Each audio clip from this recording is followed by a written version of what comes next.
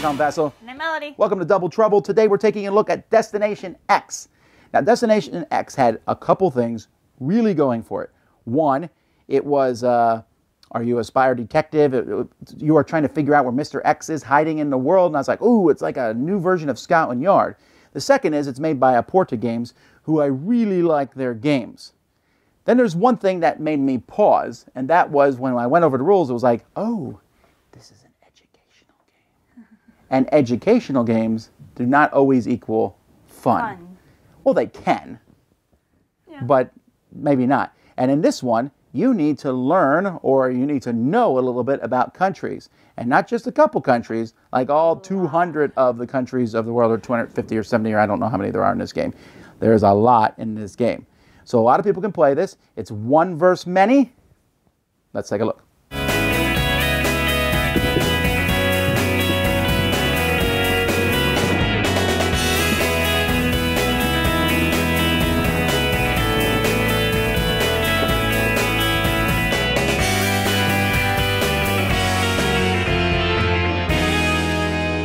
So at the beginning of the game, one person is going to be chosen to be the detective. Or the spy, I'm sorry, and everyone else is going to be detectives.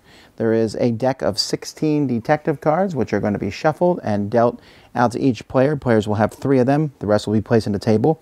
You're going to put 6 countries here on the table. So we have Hungary, Grenada, Cambodia, Canada, Cameroon, and Ghana. But there's all sorts of countries in the game, and you can see there's just piles of them. I'll show more of those in a bit. Whoever's a spy is going to get the handbook here. They're going to pick a country. So let's say they pick Grenada. They'll then turn in the book here. And so this will show all the different countries. They'll go to Grenada, which has all the information about Grenada right there. This information, actually, much of it is on the back of the card also. So one detective will go first. They'll play a card from their hand. So they might say, is Grenada on the Atlantic coast? So then we look in here. And it is on the Atlantic coast, so the detective would say yes. We say, oh, it's on the Atlantic coast. Well, now we have to eliminate one. Well, that's pretty easy. We can probably eliminate Cambodia. It's not on the Atlantic coast. So we eliminate it. The detective says, correct, I'm not in Cambodia. Great. So players can keep going. Now, they can also ask questions like, we'll show some, what form of government do they have? You know, tell me their main agriculture. Tell me a little bit about their history. What's the area of the country? How many land borders does it have? What's the population? What's their biggest industry? Are they on the Indian coast? Their currency, does it start with, what letter does their currency start with? On this one you pick. Is one of their official languages English or Spanish or French? You can pick one of those. Their capital, what letter does it start with? Of course, if you say the capital starts with a letter and it's pretty obvious, that the capital one can be pretty easy to figure out. What's the highest point? What's the Pacific coast? Is it on the Pacific coast? What's GDP per capita? And what's their main religion? You can also, if you think the cards are too easy, you can replace them, the blue starred ones, with a different type of card. Anyway, at any point as the players play these cards, if they think they know what it is, they can be like, you're definitely in Grenada. And I say, yes, I am. If that happens, the detectives get the card. If I'm not, then the spy gets the card. And then we discard these, and we put out 6 more countries. So here we have Germany, Ecuador, Serbia, Papua New Guinea, Latvia, and the Marshall Islands. And then you do it again. The thing is, each time the players play one of these cards, they draw a new one. Remember, there's only 16 cards, so once the cards are all finished, players have to play with whatever cards are left in their hands. When they run out of cards, then they just have to basically guess. So they need to get 3 of these with only 16 cards before the spy gets 3. The spy wins if they run out and can't guess correctly. The spy loses and the other players win if they get 3, if they catch him 3 times. And that's pretty much the game. Like I said, lots of different countries in the game. Each with a flag on the front shows you where in the world it is, and on the back has the information. You can also make the game harder or easier based on number of players. You can play with more countries. You can make things easier for kids, things like that. So there you have it. Okay, so like I said at the beginning, educational game. It really is. one person is, giving actual factual answers. This country's main religion is Buddhist. This population of this country is 2.36 million. This country is on the Atlantic coast, etc. So I think the first thing I got to say is the person who's playing the spy is not really playing the game. They get to pick which country each time. So there's that. So I might say, I'll pick this country. I mean, you look at the countries and you try to pick one that you think is kind of similar to the other ones to mess people up, I guess. Or you pick one that's different than the other ones because you think that the other people will think that. So I guess there's a little bit of like the, what did I do? But they're really just kind of facilitating it. The other people, though, are working together to guess it. What did you think about that part where you play a card and then you answer the question? I thought that part was really interesting. Sometimes it can be very specific. Like there is that one card, the capital card. Right, the capital card is almost like, give me if you know your capitals of the world, or at least can kind of guess. Right, so the capital might be Brussels or whatever, and you're like, oh, I know that one. Or it might be a capital you haven't heard of, but then you're like, okay, I'm down to these countries, I don't know the capitals of them, so it's probably one of those. That was probably the most on-the-nose one. Sometimes, though, a specific thing, like if it's population, and I'm like, 1.2 billion. Oh, well, it's not going to be, Great Britain, and it's probably going to be, or one of these tiny little island countries, it's going to be China or India.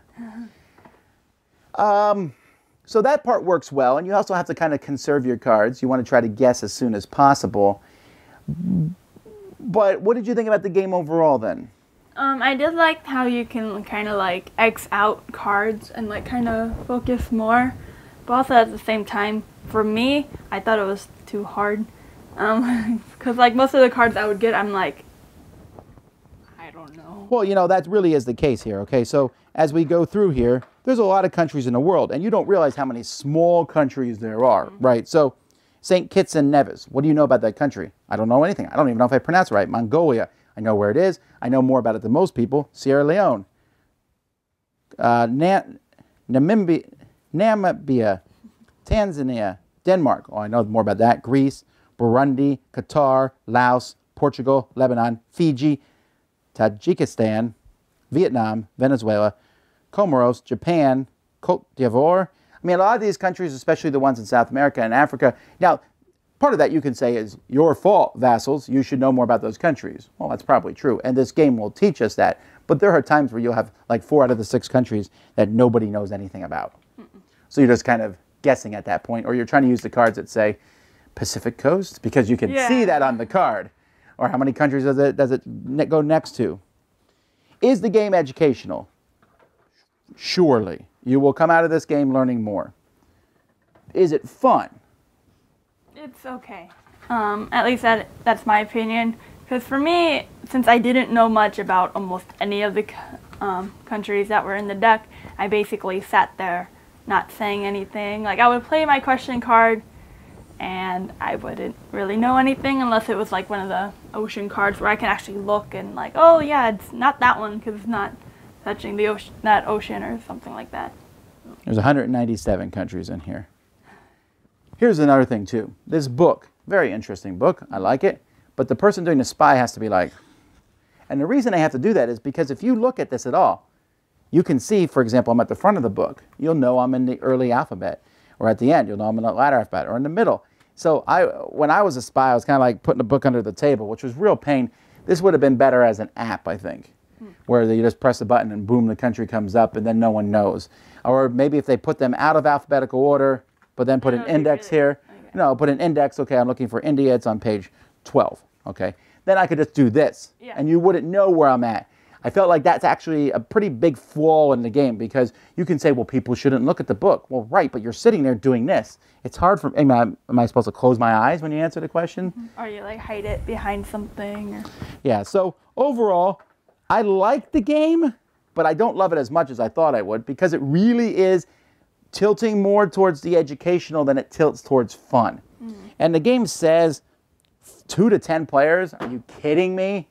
10 players? No, bad idea. This is a good 2-player, 3, 4-player game, and that's it, really. I mean, we played one game with 5, I think, and with 5, I was like, that's too many. You know, it just felt like it's too hard for the spy then, because someone at the table is going to know something about that country. Yeah. So, decent game, good game. I would give it a rating of 6. What about you? 4. 4. That's actually like a dislike then. Yeah. It just wasn't fun for me because I don't know much of the countries. She doesn't like to learn. Well, if you don't know much, then you don't really play, which doesn't make it fun. Words of wisdom. That's Destination X. I'm Tom Vassell. And I'm Melody. And you've been watching Double Trouble. Boom! Thanks so much for watching the Dice Tower videos. Find more great videos and reviews, as well as our top-rated audio podcast at Dicetower.com. You can also find other great shows at Dicetowernetwork.com. I'm Eric Summerer, and you've been watching The Dice Tower. The Dice Tower is sponsored by Cool Stuff Inc., where you can find great games for great prices. Cool stuff in stock. Check them out at CoolStuffInc.com.